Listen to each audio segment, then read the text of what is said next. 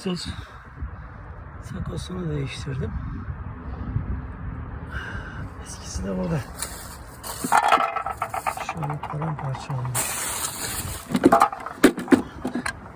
İçinde bir şey kalmamış.